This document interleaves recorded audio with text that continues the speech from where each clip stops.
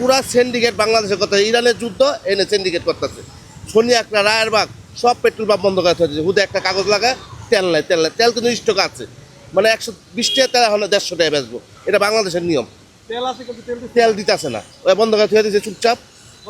ইরানের যুদ্ধ আর সমস্যা, আর কি সমস্যা বাংলাদেশের? শনি একটা রায়েরবাগ মাউতাইল, ঠিক আছে, এই মতিঝিল সব জায়গায় ওরা সবাই একটা সিন্ডিকেট করছে এই বাংলাদেশটাকে অচল বানানোর লেগে। যুদ্ধ এলো কোন জায়গায়, আর হেন এলো তেল নাই, কিন্তু তেল আছে কিন্তু দিব না। 120 টাকা তেল এখন 150 টাকা বেচবো, 200 টাকা বেচবো, এটা হলো যার কোনো যাবত এখানে অপেক্ষা করতেছি। এখন একজনকে বললাম যে আপনি যদি ম্যাজিস্ট্রেট রেট দেয় তখন কি করবেন? সে বলতেছে যে ম্যাজিস্ট্রেট বড়টা আসুক, তারপরে আমার কোনো সমস্যা নেই। 2 ঘন্টা 3 ঘন্টা রোদ্রের মধ্যে দাঁড়ায় রয়েছে, দাঁড়ানোর পরে হঠাৎ করে ওনারা এখানে ব্লক দিয়ে দিছে যে তেল দিবে না। তা সীমিত তেল দিতেছে, এটা আমরা মাইনে নিতেছি, সমস্যা নাই, কিন্তু হঠাৎ করে আমরা এই লাইন বাইঙ্গা দিয়ে বলতেছে তেল নাই।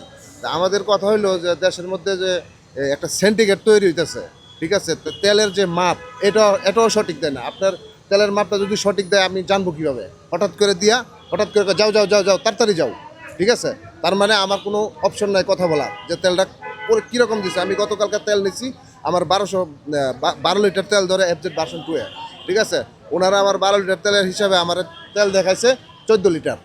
তো সে এক পর্যায়ে আমার সাথে বাকবিতণ্ড হয়েছে, তো আমি আর তেমন কিছু বলি না, যে সামান্য বিষয় নিয়ে গেঞ্জাম করে লাভ নাই, যেহেতু সবাই পিছনে দাঁড়ায় বলতেছে যে ভাই আপনি যান আপনার জন্য কি আমরা দাঁড়ায় থাকবো? তো এই হলো পরিস্থিতি, মানে এই সুযোগে তারা মাপটা 200 গ্রাম 150 গ্রাম কম দেয় আপাতত। দেশের প্রশাসনের কাছে আমার এটা দাবি যে ওনারা এই সুযোগে তেলের মাপটা যেন ঠিক থাকে, আমি শুধু এই কথাটাই বলতে চাই।